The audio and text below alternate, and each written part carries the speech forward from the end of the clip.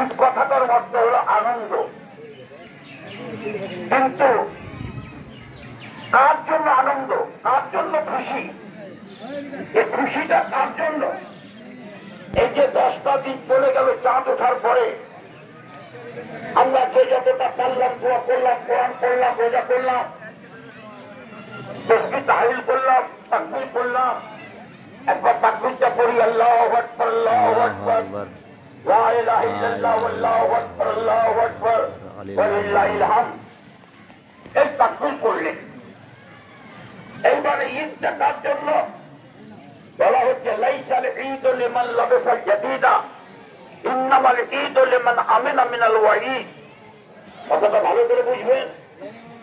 বলছে ঈদ ওর জন্য নয় যে দামি দামি নতুন নতুন পোশাক পরিধান করলো, তার জন্য খুশি নয়, তার জন্য ঈদ নয়।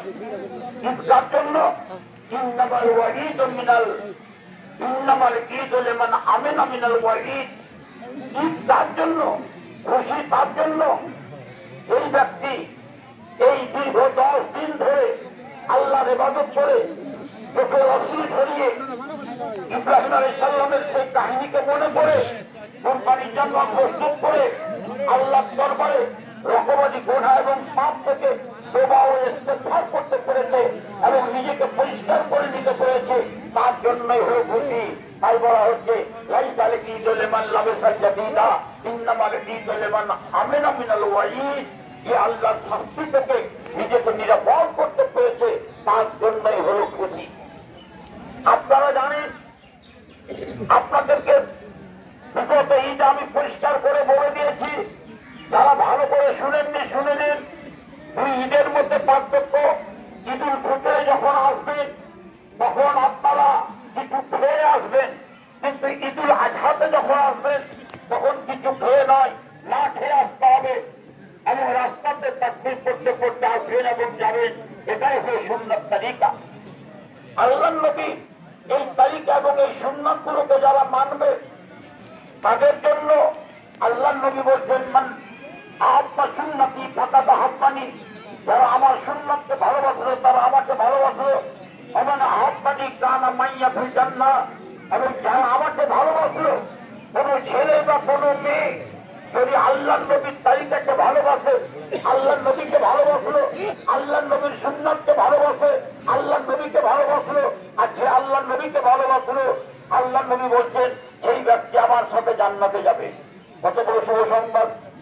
আগে আপনাদেরকে বলছি ভাইরা, আপনারা একটা কথা ভালো করে শুনে নিন, এই কথাটা জীবনে ভুলবেন না।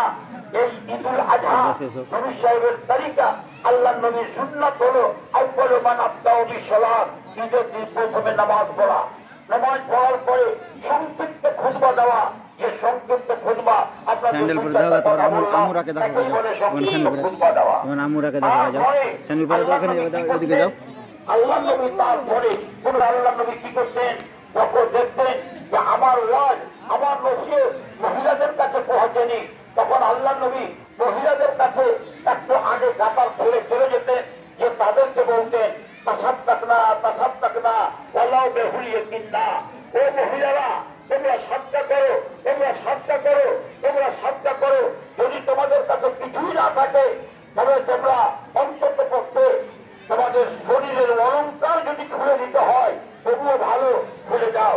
আল্লাহ পাকের নবীর যুগে আল্লাহ নবী যখন কথা বললেন, আল্লাহ নবীর সাথে হাসদাব বেলাল ছিলেন, আর হাসদাব বেলাল এইভাবে গামছা পাঠিয়ে দিলেন, আর মেয়েরা এইভাবে সোনার আংটি, সোনার আংটি, সোনার মালা, সোনার এরি, সোনার পলা, সোনার অলঙ্কার, চাঁদির অলঙ্কার, এই সমস্ত কিছু বেলালের কাপড়ে ছুঁড়ে ছুঁড়ে ফেলতে লাগলেন। এইভাবে ঢুকিয়ে আল্লাহ নবী বেলালকে নিয়ে এবার বাড়ি চলে গেলেন।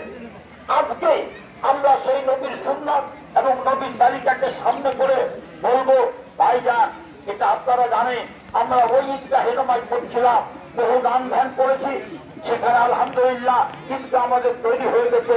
জায়গা সংকুলন না হওয়ার কারণে আমরা এখানে ঈদের নামাজ পড়তে শুরু করেছি। এই ঈদগাহ